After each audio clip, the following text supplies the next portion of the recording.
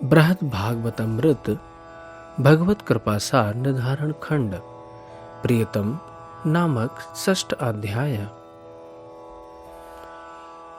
षष्ठी अध्याय में मुनिवर श्री नारद जी के वचनों में श्री उद्धव आदि यादवों द्वारा की गई ब्रज वार्ता में श्री कृष्ण की विचित्र प्रेम मुग्धता तथा प्रेम का विषय वर्णित हुआ है।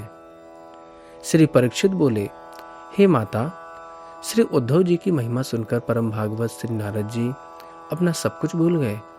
यहाँ तक कि उनके हाथों में जो वीणा था उसे भी वे नहीं बजा पाए।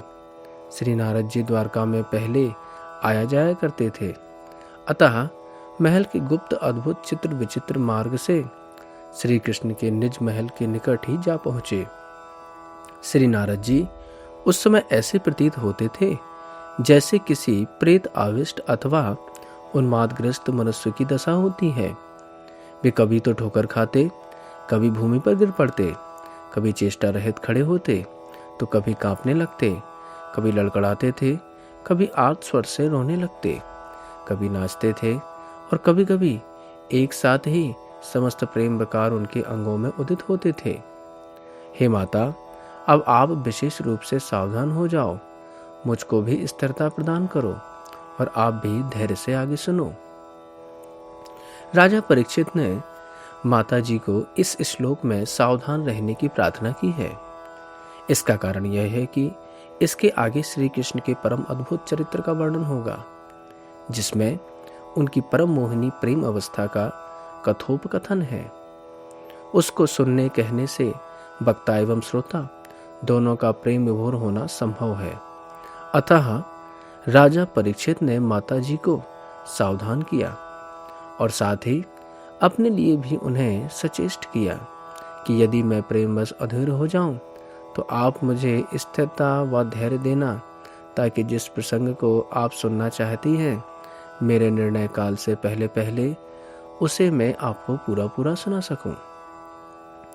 उस दिन किसी कारण से श्री कृष्ण का मन उदास था, इसलिए वे अभी तक अपने महल के शयन घर से में ही सो रहे थे। उनसे कुछ दूर श्री उद्धव जी दहली के पास बैठे हुए थे।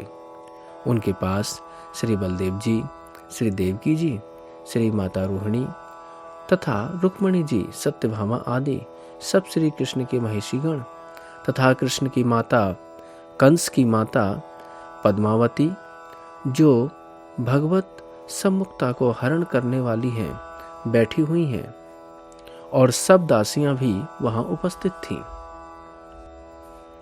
वे सब वहां चुपचाप बैठे हुए थे। उन्होंने उस समय श्री नारद जी को विस्मित होकर देखा। उनकी चेष्टा आज अपूर्व थी। फिर उन सब ने उठ खड़ के बड़े यत्न से अपने निकट लाकर बैठाकर थोड़ी देर में स्वस्थ किया। उनका मुखारविंद जो प्रेमाश्रु बहने से भीगा हुआ था, धोकर वे लोग श्री नारद जी से धीमे स्वर में सने सने इस प्रकार पूछने लगे, हे ब्रह्मन, आज हमने आपकी अपूर्व चेष्टा देखी है, इसका क्या कारण है? थोड़ी देर के लिए आप शांतिपूर्वक बैठिए। श्री परीक्षित बोले, श्री नारद जी ने जिनके अंगों में कंप पुलक आदि हो रहे थे, जिनके नेत्र प्रेमाश्रु धारा बहने के कारण कुछ बंद से हो रहे थे, यत्न से उन्हें खोला और उन सबको प्रणाम करके गदगद स्वर से इस प्रकार कहने लगे। श्री नारद जी बोले, मुझको आप उन श्री उद्धव जी से मिलाइए जो मनोहर सौभाग्य भाजन हैं। यदि ऐसा ना हो सके तो उनके चरण चिन्हों की रज की एक कणिका ही मुझे मिल जाए तो भी मेरी अंतरात्मा को शांति प्राप्त हो सकती है। पूर्ववर्ती भक्तों को अथवा आधुनिक भक्तों को श्री कृष्ण की जो कृपा प्राप्त नहीं हुई है, वह कृपा श्री उद्धव जी को प्राप्त हुई है। इसलिए स्वयं भगवान ने कहा है, उद्धव जी भागवतों में श्रेष्ठ हैं और मेरी महाविभूति हैं। अहो, श्री कृष्ण को अपने पूर्ववर्ती पुत्र श्री ब्रह्मादिक एवं आधुनिक पुत्र श्री प्रद्युम्न आदिक तथा श्री बलदेव आदिक भ्राता, श्री शिवजी आदिक सुहृद, श्री लक्ष्मी आदिक भार्या और अपना दिव्य मंगल देह भी, मंगल विग्रह भी इतना प्रिय नहीं है जितना उन्हें उद्धव प्रिय है। इस श्लोक में श्री नारद जी ने श्री उद्धव जी की महिमा की गान की है। श्री उद्धव जी भी उसी जगह श्री नारद जी के सामने विराजमान थे, परंतु प्रेम वैवश्य के कारण उन्हें सीधी बात न करके श्री नारद जी दूसरों से उनसे मिलने एवं उनकी पद धूलि दिलाने की प्रार्थना करने लगे, अथवा उनको भगवान श्री कृष्ण का सर्वोत्तम कृपा पात्र मानकर दीनवश उनकी सीधा सीधा बोलने का साहस न कर सके। कृपा प्राप्ति के लिए भी किसी भक्त का माध्यम या संपर्क आवश्यक हुआ करता है। श्री भगवान ने उद्धव जी को अपने समान अपनी विभूति भी कहकर वर्णन किया है। यहाँ तक कि श्री ब्रह्मा, शिव, लक्ष्मी तथा अपने मंगलमय विग्रह से भी श्री उद्धव जी को भी प्रिय माना है। श्री उद्धव जी सौभाग्य महिमा को वर्णन करने के लिए पुराणों में बहुत सी भगवत उक्तियां हैं। आज यादव गणों ने भी श्री उद्धव जी के प्रति श्री कृष्ण की जो अद्भुत जगत विलक्षण कृपा है उसको विस्तार पूर्वक वर्णन किया है। आहा, वे शब्द ज्यों ही कर्ण कोहरों द्वारा मेरे हृदय मंदिर में पहुंचते हैं, त्यों ही उन्होंने मेरा समस्त धैर्य रूपी धन बलपूर्वक लूट लिया है। श्री परीक्षित जी बोले, हे माता, श्री उद्धव जी श्री नारद जी के हृदय के अभिप्राय को जानकर अत्यंत संभ्रम से शीघ्रता पूर्वक उठे और श्री नारद जी के चरणों को अपने गोद में रखकर आलिंगन करने लगे। उस समय श्री उद्धव के हृदय में एकदम उन भक्ति की स्मृति जाग उठी जिन पर श्री कृष्ण की पूर्ण कृपा है। वे उनकी प्रेम संपत्ति और वैभव से व्याकुल होकर जोर जोर से रोने लगे और बहुत बेबस एवं दीन हो गए। थोड़ी देर बाद उन्होंने यत्न से कुछ धैर्य धारण किया, फिर प्रेम से सात्विक मात्सर्य भाव से आनंदित होकर वे श्री नारद जी को सावधान करते हुए इस प्रकार कहने लगे। श्री उद्धव जी बोले, हे महामुनि श्रेष्ठ, आप सर्वज्ञ सर्वश्रेष्ठ एवं सत्य कहने वाले हैं। हे मुनि श्रेष्ठ, आप तो सत्य कहने वाले हैं। आप भगवत भक्ति के मार्ग के प्रथमाचार्य हो। जो कुछ आपने कहा है वह सत्य है। मुझ पर श्री कृष्ण की जो कृपा आपने वर्णन की है वह उससे भी कहीं अधिक है। यह आपको विदित ही है एवं मैं भी इसी प्रकार समझता हूँ, परंतु मैंने अब तक ब्रज में जाकर एक अलौकिक अनुभव प्राप्त किया है, जिससे मेरा यह अभिमान कि मैं श्री कृष्ण का विशेष कृपा प्राप्त हूँ सब चूर चूर हो गया है। उस अनुभव से मुझको श्री कृष्ण की, उनकी कृपा की, उनके प्रेम की तथा उनके प्रेमियों की अद्भुत माधुरी का ज्ञान हुआ है। उन ब्रजवासियों के दर्शन से ही मैं अपना सौभाग्य मानता हूँ एवं यह समझता हूँ कि अब प्रभु ने सम्यक प्रकार से मुझ पर कृपा ही की है। अपने को उनका कृपा प्राप्त मानकर आनंद समुद्र में निमग्न हो गया हूँ। मैंने वहां जाकर जिस उत्कर्ष का गान बारंबार किया है और जो आचरण तथा अभिलाषा की है वह सब को विदित ही है, सबको विदित है। उससे अधिक मैं कुछ नहीं कह सकता। हे मुनिवर, मैं आपसे विनय युक्त प्रणाम करके यह प्रार्थना करता हूँ कि उस रस भरे वृत्तांत को आप श्रवण करने की अभिलाषा न करें। श्री उद्धव ने अपनी अपेक्षा श्री ब्रज गोपियों के असमूर्ध महात्म का इंगित किया है।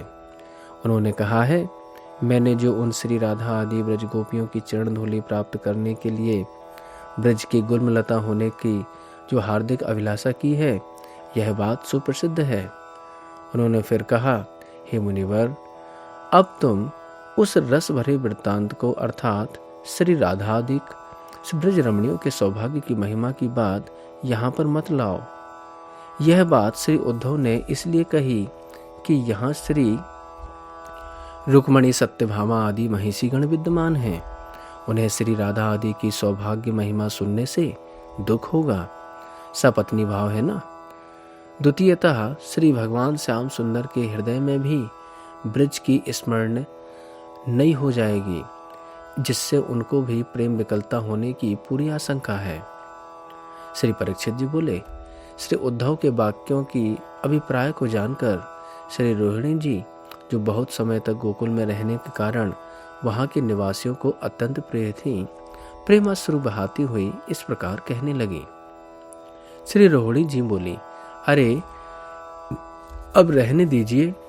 यह हरिदास वर उद्धव, मैं जिनकी याद भूलकर कुछ थोड़ी सुखी हुई हूँ, उन दुर्दैव से भरे हुए सौभाग्य गंध रहित दैन्य सागर में डूबे हुए भीषण शोक रूपी बड़वानल ज्वालाओं से तप्त एवं श्री कृष्ण के विरह से जर्जरीभूत उन ब्रजवासियों की स्मरण मुझे मत कहलाओ।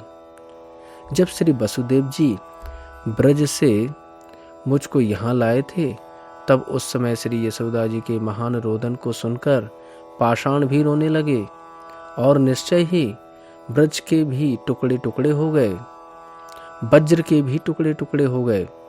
अन्य गोपी वृद्ध जीवित थीं कि मृतक, उनकी इस बात को कौन वर्णन कर सकता है। हे उद्धव जी, आपके प्रभु श्री कृष्ण जब गुरु गृह से पढ़कर लौटे थे, तब मुझ कुटुंबिनी ने संक्षेप से दुख पूर्वक उन ब्रजवासियों का वृत्तांत उन्हें सुनाया था, परंतु उससे भी उनका चित्त जरा भी नहीं पिघला। उन्होंने आपको ही संदेश चातुरी विद्या में कुशल जानकर ब्रज में भेजा था। हे उद्धव जी, आपको जो यह अभिप्राय है कि ब्रजवासी ही श्री कृष्ण की कृपा पात्र हैं, तो क्या आपके प्रभु की कृपा का यही लक्षण है जो मैंने वर्णन किया है? मैंने जो प्रत्यक्ष देखा उसे सुनिए। जब से श्री कृष्ण ब्रज में गए हैं, उस समय से पूतना आदि से लेकर केसी पर्यंत दैत्यों के बार बार आक्रमण हुए, कभी वरुण इंद्र आदि देवताओं द्वारा, कभी अजगर आदि सर्पों द्वारा, एवं कभी प्राचीन सकट भंग होने से। ऐसे कौन से उपद्रव हैं जो ब्रज विनाश के लिए नहीं हुए, अर्थात सब उपद्रव ब्रज के विनाश हेतु हुए। इस प्रकार के उपद्रव होते हुए भी उन ब्रजवासियों ने कभी भी उनका स्मरण नहीं किया।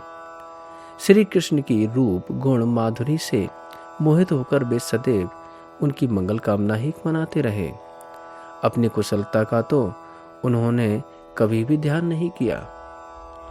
श्री रोहिणी जी ने कहा, यह बात मेरी आंखों देखी है कि जब से श्री कृष्ण नंदराज जी के घर में आए, तब से ही वहां दैत्यों द्वारा, देवताओं द्वारा अनेक अनेक उपद्रव होने लगे। वे सब उपद्रव ब्रज को नाश करने के लिए ही थे।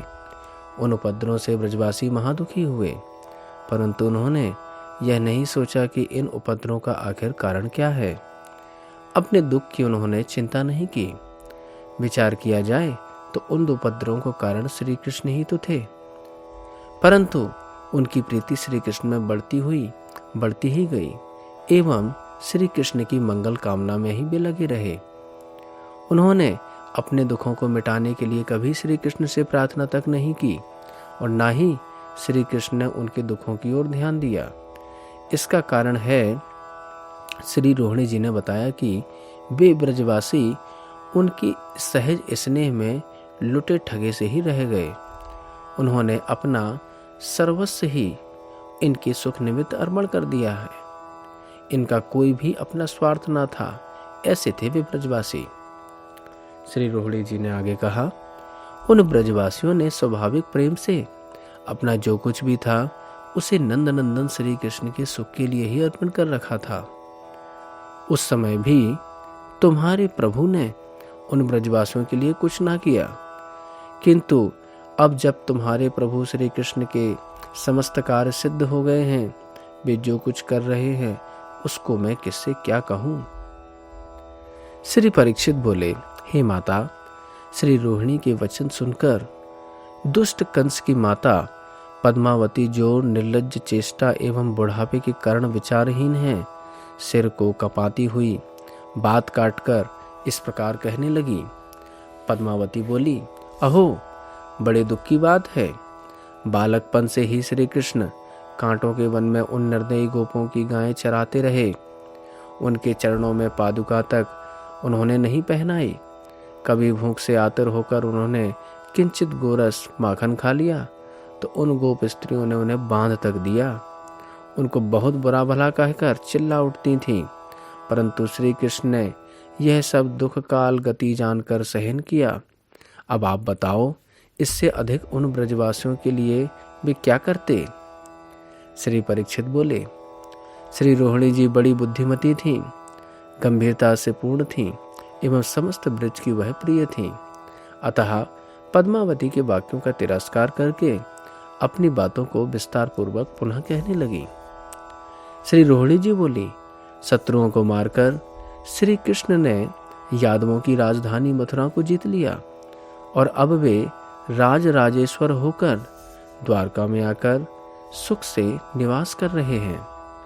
इन्होंने सब देवताओं को जीता, इसलिए इस समय ये देवता आपके भी वंदनीय हो गए हैं। परंतु हाय, बड़े दुख की बात है, ऐसा होते हुए भी आपके श्री कृष्ण अब उन ब्रजवासियों को स्मरण तक नहीं करते हैं। श्री परीक्षित बोले, श्री कृष्ण प्रिया भीष्म दुलारी श्री रुक्मणी जो स्वर्ण रेखा के रूप में उनके वक्षस्थल में सदा विराजमान रहती हैं, श्री रोहिणी जी के वचनों को सहन न कर इस प्रकार कहने लगी। श्री रुक्मणी जी बोली, हे माता रोहिणी जी, इन श्री कृष्ण का हृदय माखन से भी अधिक कोमल है। आप यह ना जानकर ऐसी बातें क्यों कह रही हैं? ये कभी कभी रात्रि में सोते हुए प्रेम युक्त मधुर स्वर से गैयाओं के नाम ले लेकर पुकारते हैं, कभी सखाओं को और कभी गोपों को बुलाने की तरह तरह मनोहर त्रिभंग ललित आकृति सा अभिनय करते हैं। कभी इस प्रकार कहते हैं, हे माता मुझको माखन दो, और कभी मुझको हे राधे हे ललिते कहकर पुकारने लगते हैं। कभी मेरा वस्त्र खींचकर ये कहते हैं, हे चंद्रावली यह क्या कर रही हो। कभी प्रेम अश्रुओं से शयन करते हुए अपने तकिए को भिगो देते हैं। कभी स्वप्न में जल्दी उठकर आर्त स्वर से रोने लगते हैं। उनके दुख को देखकर हम शोक महासागर में डूब जाती हैं।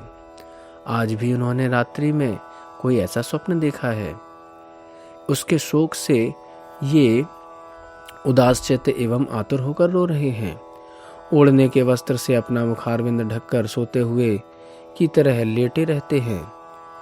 आज अब तक उन्होंने अपना नित्य कर्म नहीं किया है।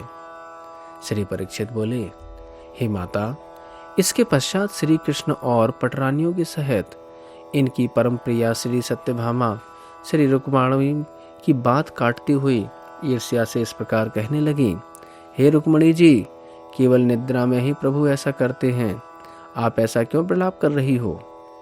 ये तो जागृत अवस्था में अपने चित्त में कभी कुछ ऐसा स्मरण करते हुए शयन की इस प्रकार के करते ही रहते हैं।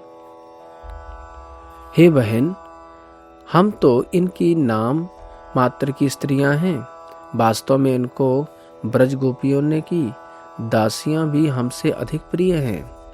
श्री परीक्षित बोले, श्री रोहिणी नंदन श्री बलदेव जो ब्रज के प्राण बंधु हैं, उन वचनों को सहन न कर सके और क्रोध में भरकर इस प्रकार बोले। श्री बलदेव जी ने कहा, आई बधुगण, क्योंकि हम सब ब्रजवासियों की सहज दैन्य वार्ता के कहने सुनने में लगे हुए हैं, इसलिए मेरे भ्राता कृष्ण ने हमारी वंचना के लिए इस प्रकार स्वप्न चरित आदि रूप कपट चातुरी फैला रखी है। मैं उन ब्रजवासियों को सांत्वना देने के लिए 2 मास पर्यंत ब्रज में जाकर रहा, परंतु वाणी से और आचरणों से उनको शांति प्रदान नहीं कर सका। यह देखकर कि वे लोग कृष्ण के आए बिना शांत नहीं हो सकते, मैंने उनके सामने अनेक प्रकार की सैकड़ों सौगंधें खाईं। इस यत्न से उनको कुछ आश्वासन देकर और कृष्ण को शीघ्र ही साथ लाने का बहाना करके बहुत कठिनता से मैं वहां लौट पाया। मैंने यहाँ आकर बहुत दुखपूर्वक इनसे कहा कि हे कृष्ण, हे भ्राता, तुम एक बार ब्रज में किसी बहाने से जाकर उन लोगों के प्राणों की रक्षा करो। इन्होंने मुख से तो यह कह दिया मैं अभी जाता हूँ, परंतु हृदय में जाने का विचार तक नहीं किया, क्योंकि मनुष्य के मन का भाव उसके काम से मालूम हो जाता है, उसकी क्रियाओं से पता चल जाता है। श्री परीक्षित बोले, हे माता, यह सुनकर भगवान श्री कृष्ण सैया से जल्दी उठकर अपने प्रेमियों के प्रेम के पराधीन होकर उच्च स्वर से रोते हुए बाहर निकल आए।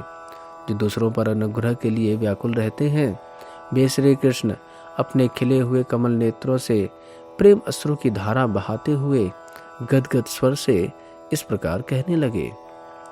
श्री भगवान बोले, आपने जो कहा है वह सब सत्य है। मेरा कठोर हृदय महावज्र सार के समान कठिन है, जो आज पर्यंत टुकड़े टुकड़े होकर फट नहीं गया। जिन्होंने मेरा बाल अवस्था से लेकर बहुत काल पर्यंत तक विविध प्रकार से पालन किया, लालन किया, उनके असाधारण प्रेम को मैंने भुला दिया है। उन लोगों का किंचित मात्र हित करना तो दूर रहा, मुझ कठोर ने उनकी मृदुल आत्माओं को अत्यंत दुख ही दिया है। हे भ्राता उद्धव, आप सब जानने वाले हो, मेरे अत्यंत प्यारे हो। जल्दी से कहो, अब मैं क्या करूं? मुझको इस शोक सागर से आप जल्दी बाहर निकालो। श्री परीक्षित जी बोले, हे माता, इसके पश्चात पुत्र वत्सला श्री देवकी जी, जो यशोदा जी की प्रिय सखी हैं, यह कहने लगी, हे कृष्ण, उन ब्रज के प्यारे मित्रों की कुछ अभिलाषा हो, उसे पूर्ण करो। इसके पश्चात श्री उग्रसेन की रानी वृद्धा पद्मावती, जो कृष्ण की नानी हैं, उन जिसकी श्री रोहिणी जी की बात न सुनकर अवज्ञा की थी, इस भय से कि कहीं श्री कृष्ण ब्रजवासियों को राज्य न दे दें, इसलिए उस मूढ़ बुद्धि ने अपने पति उग्रसेन के राज्य की रक्षा के लिए और यह समझकर कि ऐसे करने से यदुवंशियों के एकमात्र आश्रय श्री कृष्ण चित्त दूसरी ओर होकर स्वस्थ हो जाए, परिहास करती हुई चातुरी से इस प्रकार कहने लगी। पद्मावती ने कहा, हे श्री कृष्ण, आप क्यों अनुताप करते हैं? मेरी बात को सुनिए। आप दोनों भाइयों ने 11 वर्ष तक श्री नंद के घर में जो खान पान किया है, उस सब के खर्चों की पाई श्री गर्गाचार्य के द्वारा हिसाब लगाकर भर्ता श्री उग्रसेन जी ने उनको दुगना करके वहां भेज देंगे। यह मैं शपथ खाकर कहती हूँ। और तुमने उनकी जो गैया चराई हैं, उसके बदले में कुछ दे या ना दें, यह उनकी खुशी है। कंस माता पद्मावती ने कहा, श्री नंद गोप के घर तुम दोनों भाइयों ने जो कुछ खाया पिया है, उस सब का खर्चा श्री गर्गाचार्य के हिसाब लगवाकर उससे दुगना श्री नंद गोप को भिजवा दूंगी। यहाँ श्री नंद गोप का तात्पर्य यह है कि वे गोप ग्वाले ही तो हैं, उनके घर केवल दूध दही के अलावा और रखा ही क्या है। श्री गर्गाचार्य द्वारा हिसाब लगवाने का अभिप्राय है कि कहीं हम अधिक ना दे बैठें। पूरा हिसाब लगाने के लिए ज्योतिष गणना शास्त्र के श्रेष्ठ गाता श्री गर्गाचार्य का नाम इसलिए उसने उच्चारण किया। श्री कृष्ण बलराम के साथ श्री रोहिणी जी ने भी श्री नंदग्रह में वास किया था। उसने भी तो वहां खाया पिया था, परंतु पद्मा ने उसके बारे में कुछ भी नहीं कहा। दोनों भाइयों का ही नाम लिया। वह इसलिए कि श्री रोहिणी जी ने थोड़ी देर पहले पद्मा की बात काटकर उसका अपमान किया था, अतः क्रोधवश उसका वह हिसाब नहीं देना चाहती थी। श्री परीक्षित जी बोले, इस वार्ता को भगवान श्री कृष्ण सुनने के लिए अनसुनी करके शोकातुर होकर अनजान की तरह श्री उद्धव जी से पूछने लगे। श्री भगवान बोले, हे विद्वानों में श्रेष्ठ उद्धव जी, आप ब्रजवासियों के समस्त अभिप्राय को जानते हैं। उनके लिए अभीष्ट क्या है, जल्दी से मुझे बतलाइए। श्री परीक्षित बोले, हे माता, श्री भगवान के वाक्यों को सुनकर श्री उद्धव जी के हृदय में बहुत दुख हुआ और वे एक क्षण के बाद लंबा श्वास छोड़कर दुखपूर्वक इस प्रकार कहने लगे। श्री उद्धव जी बोले, हे प्रभु, हे ब्रजवासी, वे जो अपने ब्रजवासी हैं, आपसे ना तो चक्रवर्ती राजाओं की विभूति चाहते हैं, न स्वर्ग आदि में रहने वाली दिव्य वस्तुओं की अभिलाषा करते हैं और न इस लोक की किसी वस्तु की इच्छा रखते हैं। वे तो केवल आपकी ही चाहते हैं, आपको ही चाहते हैं। आपसे जो मैं प्रार्थना करता हूँ, आप उसको कृपा करके सावधानी से सुने। फिर आप स्वयं निश्चय करें कि क्या करना चाहिए या क्या नहीं। पहले कंसवध के बाद श्री नंदराज को वृंदावन लौटाते समय आपने जो वस्त्र भूषण आदि श्री नंदराय के साथ वहां भेजे थे, उनको देखकर भी लोग सुख समुद्र में निमग्न होकर परस्पर इस प्रकार कहने लगे थे, अहो बड़े खेद की बात है। श्री कृष्ण ने यही समझा कि हम यही वस्त्र भूषण आदि चाहते हैं और हम इसी के प्रसाद के योग्य हैं। हमारे प्राणों को धिक्कार है जो अब तक कंठ से नहीं निकले, और क्या कहें श्री नंदराय को भी धिक्कार है जो श्री कृष्ण को वहां छोड़कर इन वस्त्र भूषण आदि को ले गए हैं। तब आपकी माता श्री यशोदा जी सब ब्रजवासियों के साथ यह समझकर कि अब आप नहीं आएंगे मृतवत हो गई, और उन्होंने सब खान पान छोड़कर अनशर्त व्रत धारण कर लिया। श्री नंदराय ने भी यह समझकर कि मुझसे बहुत बड़ा अपराध हुआ है, 3 दिन तक अत्यंत शोकातुर होकर कुछ भी नहीं कह सके, पर यह जान गए कि समस्त ब्रज के प्राण नहीं बचेंगे, अतः उनकी रक्षा के लिए 100 बार सौगंध खाकर जो आपने यह कहा था मैं जल्द ही आऊँगा, इस बात को कहकर उन्होंने अपनी युक्ति चातुर्य से उन लोगों को इस प्रकार कहते हुए शांत किया। श्री नंदराय जी ने कहा, मेरा पुत्र कृष्ण सत्यवाक है, उसने यह सब द्रव्य अपने प्रेम चिन्ह समझकर भेजे हैं। वहां का आवश्यक कर्म समाप्त होकर वह जल्दी यहाँ आवेगा। श्री उद्धव जी ने कहा, सरल चित्त होने से उन सब ब्रजवासियों को श्री नंदराय की यह बात सुनकर विश्वास हो गया, और आपकी प्रीति की समालोचना करके उन्होंने उन वस्त्र आभूषण को धारण भी कर लिया। उनका यह विश्वास था कि जब श्री कृष्ण यहाँ आवेंगे, हमको अपने वस्त्र भूषण आदि धारण किए हुए देखकर हमें अपना आज्ञाकारी जानेंगे और हम लोगों पर वे अधिक कृपा करेंगे।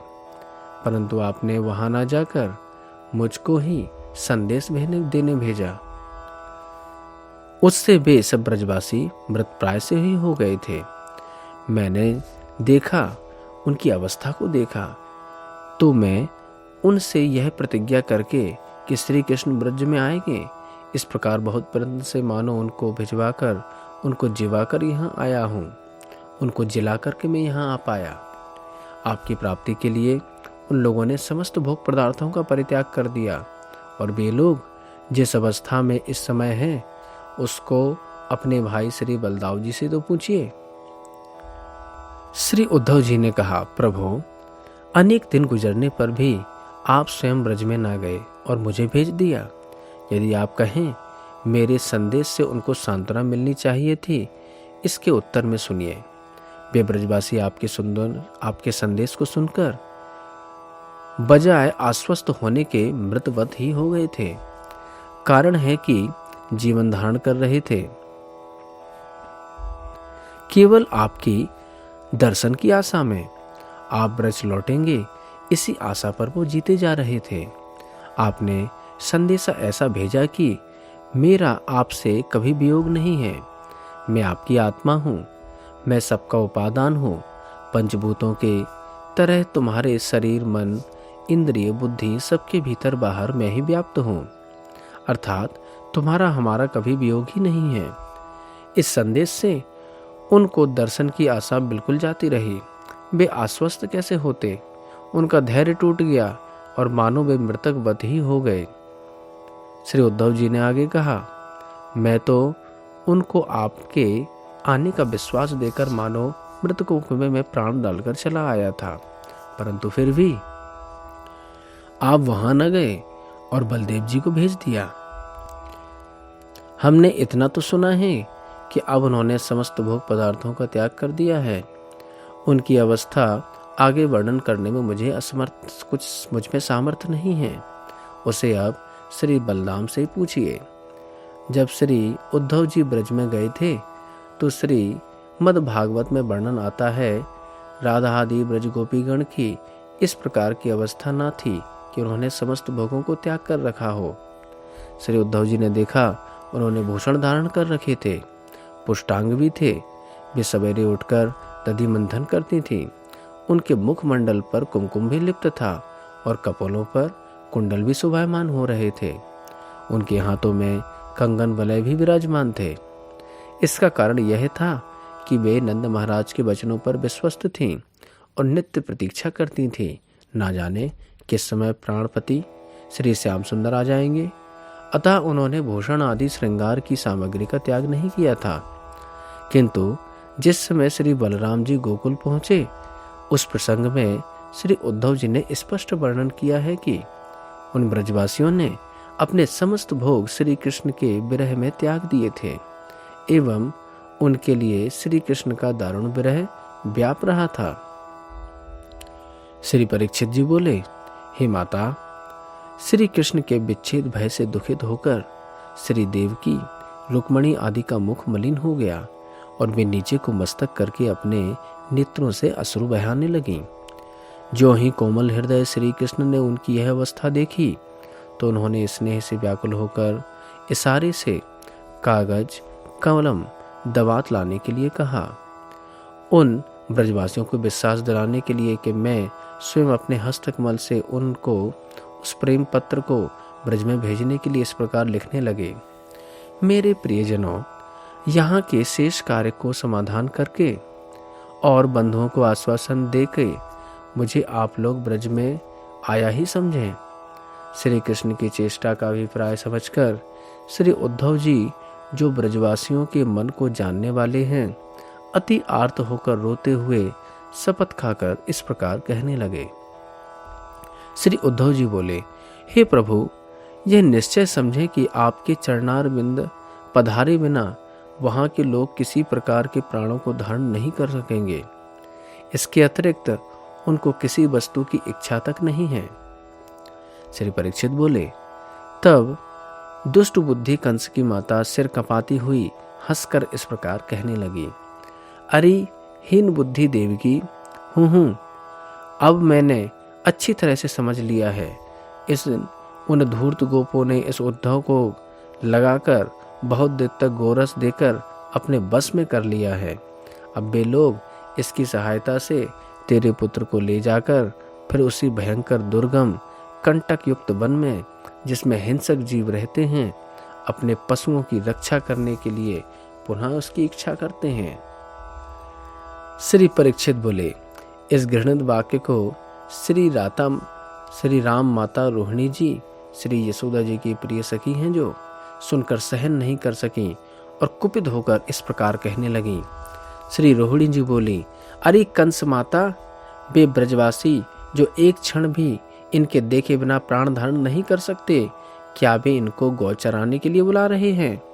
अरे सती, जब कभी वे श्री कृष्ण वृक्षों की ओट में भी हो जाते थे, उनके सखा इनको ना देखकर इनको बुलाने के लिए उच्च स्वर से रोते हुए इस प्रकार कहने लगते थे, हे श्री कृष्ण, आप जल्दी से यहाँ आओ, कहाँ चले गए हो?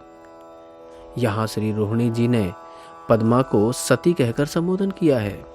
वास्तव में क्रोध पूर्वक व्यंग करते हुए यहाँ विपरीत लक्षण में सती का अर्थात है असती, क्योंकि द्रुमिल दैत्य द्वारा पद्मा का सतीत्व हरण कर लिया गया था। इस दैत्य ने उग्रसेन का कपट रूप धारण कर पद्मा के गर्भ से पुत्र की प्राप्ति की थी।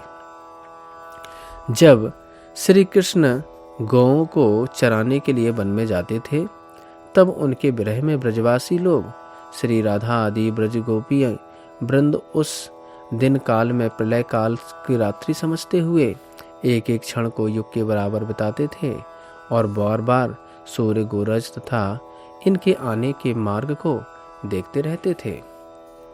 जिस समय मुरली की ध्वनि उनके कान में पड़ती थी तो उनकी प्रेमोन्माद दशा हो जाती थी।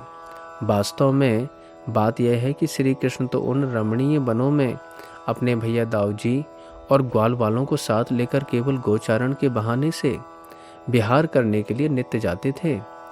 अब वहाँ के अनेक सरोवर के जल पक्षियों के विहार करने से तरंगायत हो रहे हैं, मदमत्त भंवरें गुंजार कर रहे हैं एवं वे कमल उत्पल आदि के सौरभ से सुगंधित हो रहे हैं। ब्रजभूमि के गंध से श्री यमुना जी के अद्भुत विचित्र शोभा हो रही है। यही नहीं बल्कि और नदियां भी जो विंध्याचल आदि पर्वतों से निकलकर वहां बहती हैं, वे भी शोभा को प्राप्त हो रही हैं। आज भी उन नदियों के दोनों तट स्वच्छ कोमल बालू से आवृत हैं। उन पर नित्य नूतन कोमल दुर्वा से उगने से अति शोभा हो रही है। वहां रहने वाले पक्षियों के परस्पर बेस्वाभाविक द्वेष को छोड़ दिया है और वे आनंद के साथ हिल मिलकर विहार कर रहे हैं। वहां के गुल्म, वृक्ष एवं लताएं दिव्य पुष्पों, फला तथा पल्लवों के भाव से झुकी हुई होने से शोभायमान हो रही हैं, जिन पर मत्त, मयूर, कोकिल आदि पक्षियों के झुंड मधुर स्वरों से नाद कर रहे हैं। उस ब्रजभूमि की तो ब्रह्मा जी भी स्तुति करते हैं। हिंसा तथा चोरी से रहित उस ब्रजभूमि में तथा गोवर्धन में गौओं की रक्षा करने की कोई आवश्यकता नहीं है। वहां सब गायें, भैंसें आदि प्रातःकाल स्वयंवन में चली जाती हैं और वहां स्वच्छंदता से तृण खाकर जल पीकर सायंकाल वापस घर लौट आती हैं। वृद्धा कंस माता ने कहा, अरे रोहिणी, तुम बालिका हो, अति वाचाल हो। ऐसी बात है तो हम यह क्यों नहीं सुन रही कि गौओं का रक्षक न होने से वे गौएं नष्ट प्राय हो गई हैं? श्री परीक्षित बोले। यह सुनकर श्रीमद गोपाल देव श्री कृष्ण घबरा गए और अंतःकरण के ताप से उनका मुखारबंद सूख गया। गौ के अनिष्ट शंका से व्याकुल होकर उन दाऊ जी के मुख की ओर देखने लगे। उनके नेत्र से प्रेम अश्रुद्वार बह रहे थे। जो ब्रज के पहले तथा अब के ब्रज के सब वृत्तांत जानते थे। रोहिणी नंदन श्री बलराम जी अपने भाई श्री कृष्ण के भाव को जानकर ब्रज की याद करके धैर्य नहीं रख सके और रुदन करते हुए स्पष्ट रूप से कहने लगे।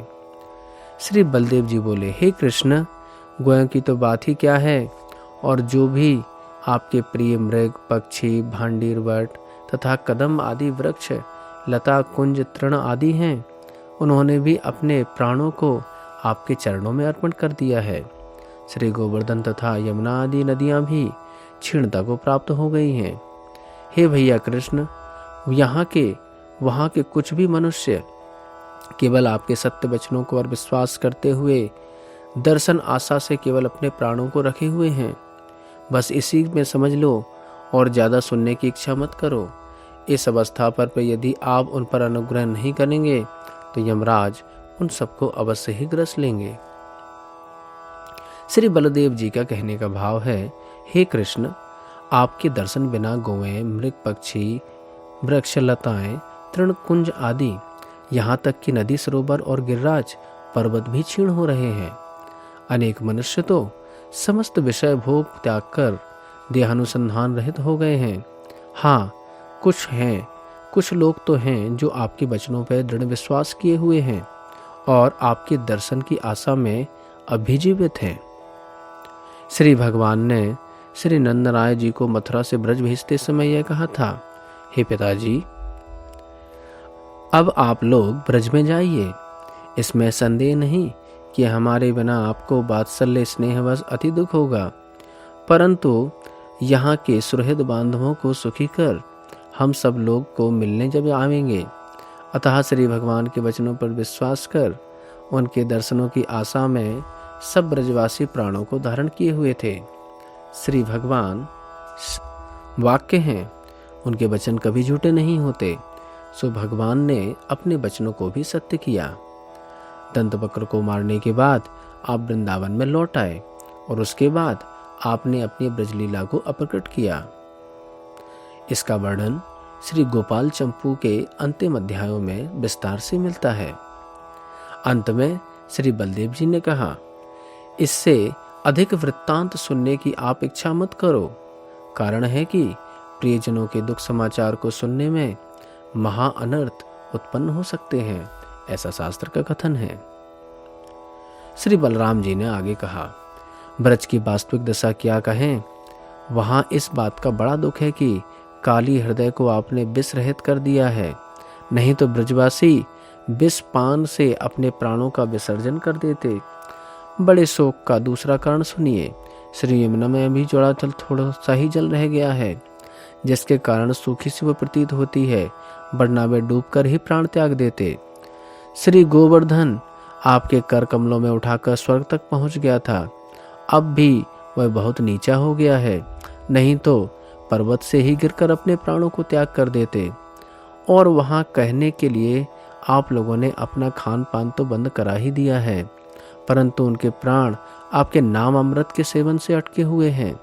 अब सूखे हुए महाअरण्य की एकमात्र दावाग्नि ही उनकी गति है। श्री परीक्षित जी बोले, हे माता, यह सुनकर श्री कृष्ण, जो कोमल स्वभाव होने से दूसरे के दुख को नहीं सहन कर सकते, अपने भुजदंडों को श्री दाऊ जी के गले में डालकर अति दीन की तरह अश्रुधारा बहाते हुए, जिससे उनके अंग में लगा हुआ चंदन आदि भी घुल गया, जोर जोर से रोने लगे। हे माता, इसके पश्चात श्री कृष्ण दाऊ जी के सहित भूमि पर गिर पड़े और उसी क्षण मूर्छित हो गए।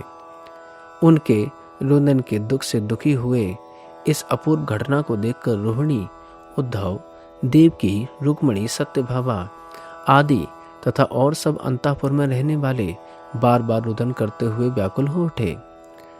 अंतःपुर में अपूर्व रोने की ध्वनि सुनकर श्री वसुदेव जी, उग्रसेन तथा यादवगण आर्त स्वर से चिल्लाते हुए भागकर वहां पहुंचे। श्री कृष्ण तथा बलदेव जी उस अवस्था को देखकर वे भी विवल होकर जोर जोर से रोने लगे। श्री गर्गाचार्य आदि से लेकर सब ब्राह्मण तथा पुरवासी भी वहां आकर उसी प्रकार रोने लगे। अब इस अध्याय का सार प्रस्तुत करते हैं।